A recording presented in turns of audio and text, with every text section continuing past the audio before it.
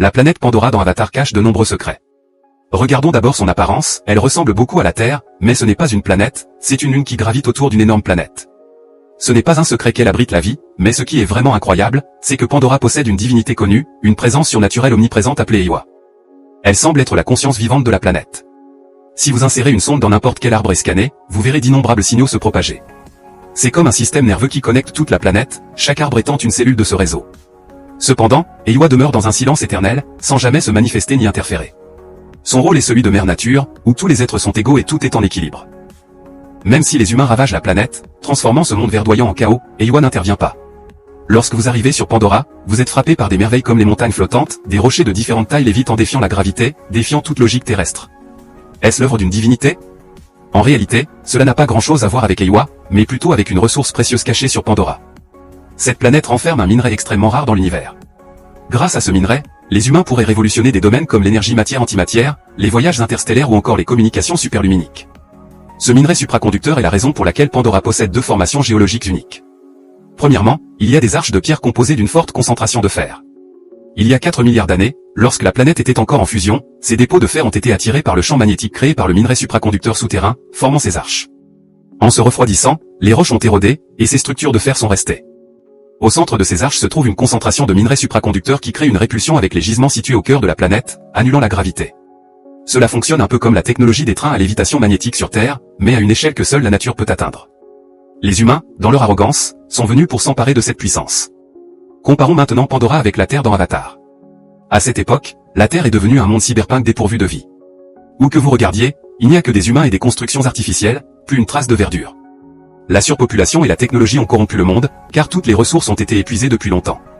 Les animaux et les plantes sont devenus rares, et dans ce monde froid et désolé, la société humaine s'est engourdie. Seuls les faibles, les malades et les vieux conservent un peu d'humanité.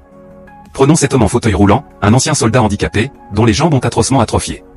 Son pays ne prend pas soin de lui, il vit dans un sous-sol sombre et humide, sans espoir ni raison de vivre. Il se sent désespérément vide, jusqu'à ce que des représentants d'une grande entreprise viennent le voir. Il lui annonce que son frère jumeau a été assassiné. Avant sa mort, son frère participait à un projet de recherche génétique qui consistait à se rendre sur Pandora pour devenir un avatar. L'entreprise a investi des sommes énormes dans ce projet et ne voulait pas tout annuler. Ils ont donc contacté Jake, car il partage le même ADN que son frère et pourrait le remplacer. Fatigué de la Terre, Jake accepte. 5 ans plus tard, après un long sommeil cryogénique, il arrive sur Pandora. À son arrivée, il pense d'abord avoir débarqué dans une base militaire, car partout il y a des armes lourdes, comme si une guerre mondiale se préparait. Ce sont les hommes de l'entreprise, prêts à éliminer tous les obstacles pour accéder aux richesses de Pandora. Les Na'vi, les habitants autochtones de Pandora, résistent fermement aux humains depuis des années. Bien que leurs armes soient encore à l'âge de pierre, ils ont infligé de lourdes pertes aux humains. L'air de Pandora est toxique pour les humains, sans masque, ils mourraient en 4 minutes. La forêt est également remplie de créatures féroces, et même les soldats les plus aguerris ont failli y laisser leur peau. Ainsi, les humains, experts en guerre, se sont préparés au pire. Mais ils ont aussi mis en place une autre stratégie, la diplomatie. L'entreprise a utilisé la science génétique pour créer des corps d'avatar à partir de l'ADN des Na'vi, contrôlés à distance par des humains sélectionnés. Ce projet est dirigé par une docteure, une femme savante au tempérament irritable, qui méprise les militaires comme Jake. Mais à sa grande surprise, Jake réussit très vite à établir un lien avec son avatar. En ouvrant les yeux dans son nouveau corps, il se retrouve dans un corps de Na'vi, avec la peau bleue, une longue tresse et une queue, mais surtout, avec des jambes en parfaite santé.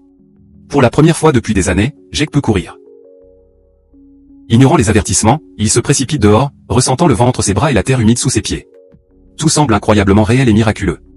Lorsque son avatar s'endort, l'esprit de Jake revient dans son corps humain. Peu après, le général le convoque en secret. Ce dernier ne croit pas en la paix et demande à Jake d'espionner les Na'vi pour découvrir leurs points faibles afin que l'armée puisse les détruire en une seule attaque. En échange, il promet à Jake de lui redonner l'usage de ses jambes. Jake, ancien militaire, accepte avec méfiance. Après s'être familiarisé avec son nouveau corps, Jake est emmené par la docteure dans la forêt où vivent les Na'vi. Ce lieu est luxuriant et regorge de vie, des plantes géantes aux créatures étranges et colorées. Le ciel bleu, les lacs et les cascades rappellent des paysages que l'humanité a effacés de la Terre. Pour Jake, cet endroit ne ressemble en rien à l'enfer décrit par le général. Ils arrivent ensuite à une vieille cabane en bois délabrée où la docteure enseignait autrefois la langue et la culture terrestre aux enfants Na'vi. Mais l'école est maintenant en ruine, avec des livres éparpillés partout et des impacts de balles sur les murs, témoignant d'un tragique incident. Alors qu'ils explorent la jungle, Jake, fasciné par la nature, réveille accidentellement une immense créature. Par réflexe, il lève son arme, mais la docteure l'arrête.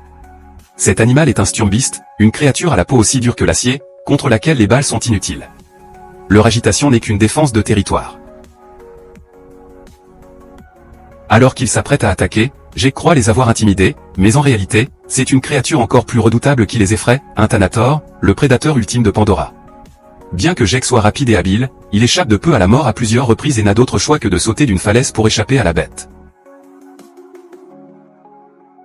Bien qu'il soit en sécurité pour l'instant, il s'est perdu dans la jungle. Seul, dans cet environnement hostile, il façonne une arme rudimentaire à partir de branches. Mais avant même de s'en rendre compte, une flèche silencieuse est déjà pointée sur lui.